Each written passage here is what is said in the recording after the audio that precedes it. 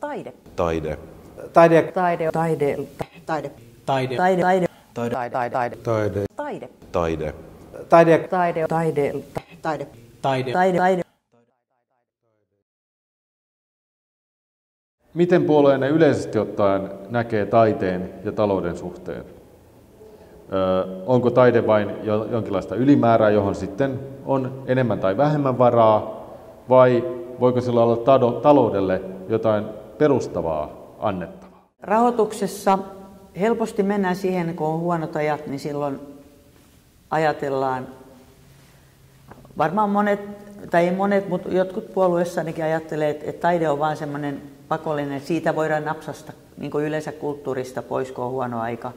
Niin kuin jostain esimerkiksi liikunnastakin voidaan napsasta, vaikka just ne on niitä asioita, mitkä tulevaisuudessa kantaa ja kääntää sen ihan toisinpäin tämän rahavirrankin, koska täytyy ajatella myös sitä henkispuolta. Sillä on ihan valtava merkitys just nyt, kun me ollaan tämmöisessä globaalissakin taantumassa, että me satsataan kulttuuriin. Se tuottaa työtä ja työpaikkoja, se tuottaa myös rahaa. Ja tämä ei ole sellaista, että niin kuin ymmärrät varmasti, joka tarkoittaisi sitä, että sen täytyy vain tuottaa. Se tuottaa sitä itsellään. Sitten tekijänoikeuden alaisia töitä tehdään Suomessa niin paljon, tän ihan just tarkistin, että se vastaa siis yli 4% bruttokansantuotteesta. Ja jo ihan nämä suoranaiset 100 000 työpaikkaa niin kuin luovien alojen yrityksissä, niin se on 3,3% BKT. Se on enemmän kuin tuo paperimassateollisuus nykyään. Eräs mun lempitarinani, joka on aika lyhyt itse asiassa, tulee herra Winston Churchillin suusta, kun hän alahuoneen edessä sai kuulla, tai häneltä kysyttiin, että pitäisikö leikata kulttuuribudjettia ja siirtää rahaa puolustusbudjettiin. Niin hän vastasi, että ehdottomasti ei, koska mitä me sen jälkeen enää puolustettaisiin.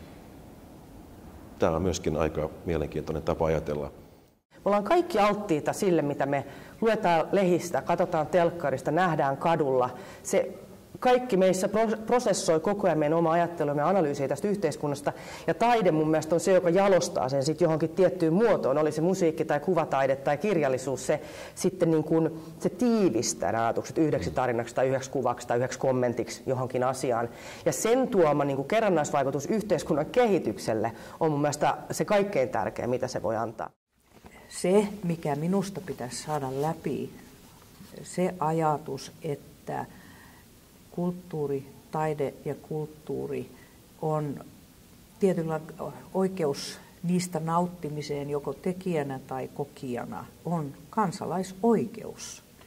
Sitä ei voi niin kuin riistää pois taantumankaan aikana. Sellaisessa yhteiskunnassa, jossa hyväksytään erilaisuus tai ihmiset voi ilmaista itseään vapaasti, jotka on tämmöisiä avoimia ja kriittisiä ja keskustelevia ja niin edelleen, niin sellaiset yhteiskunnat on nykypäivänä myös houkuttelevampia, että me saadaan tällä tavalla tänne tulemaan erilaisia luovia ihmisiä. Ja taidettakin on tietysti monen näköistä ja moni voi pukeutua taiteen kaapuun olematta sitä, mutta jos taide on semmoista, että se pyrkii kehittämään ihmistä ja avaamaan ihmisten sisimpää uusille myönteisillä asioilla, niin se on hienoa.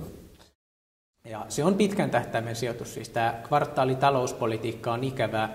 Viimeksi tänään kuuntelin radiossa keskustelua siitä, kuinka jos rakennetaan talo, se katsotaan 10 vuoden sijoituksena. Jos ennaltaehkäistään sairauksia, sitä pitäisi saada samassa kuukauden aikana sitten kansantaloudellisia etuja.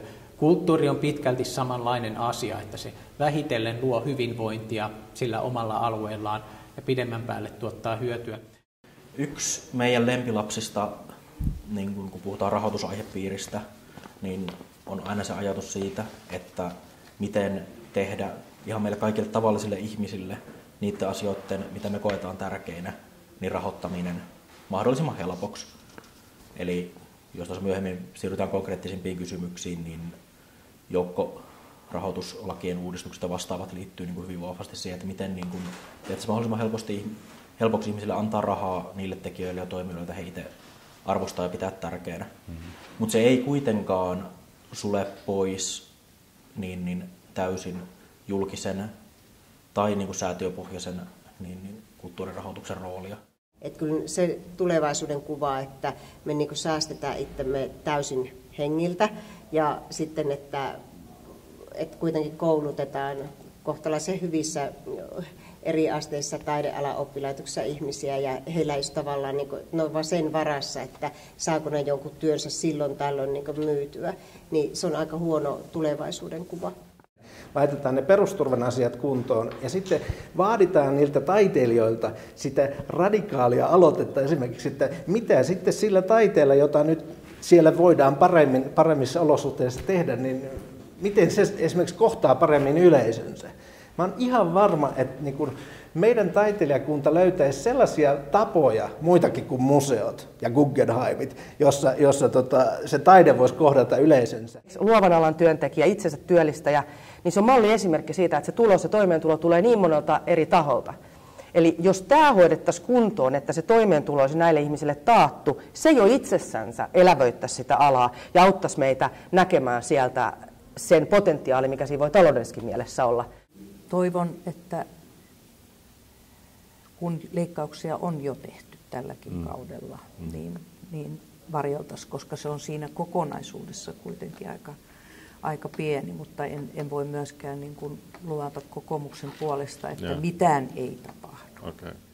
Osuus bruttokansantuotteesta pitäisi tietenkin olla suurempi. Eli se osuus, että kun meillä on tietyt verotulot ja näin poispäin, niin niistä meidän yhteisistä verotuloista olisi mielekkäämpää niin kuin pistää isompi kakku siihen niin kuin taiteen ja kulttuurin rahoittamiseen, koska kaikki talous on olemassa vain hyvinvointia varten, hyvinvoinnin ylläpitämistä varten. Ei talouskasvua varten, vaan hyvinvoinnin ylläpitämistä varten.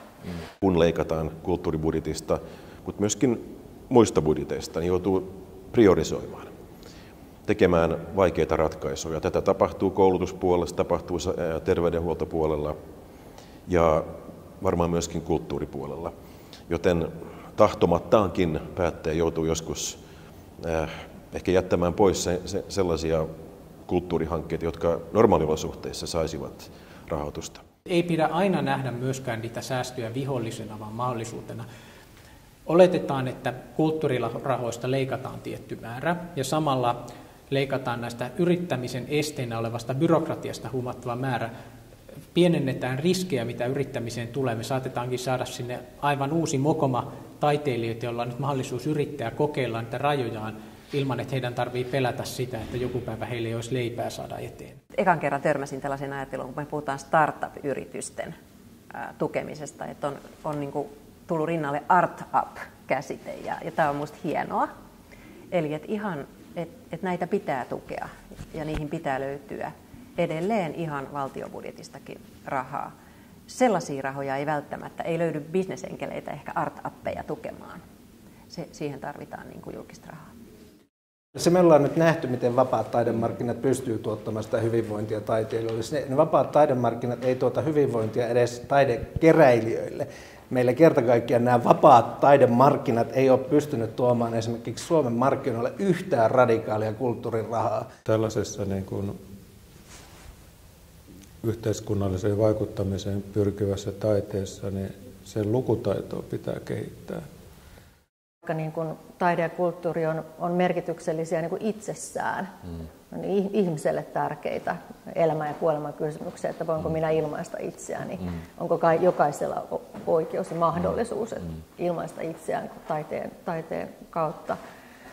Niin sitten samaan aikaan voidaan myöskin sanoa, että niin kuin luova talous voisi olla paljon suurempi. Kulttuurin merkitystä, monialasta merkitystä ei tänä päivänä vielä niin kuin kaikkinensa ole mielletty.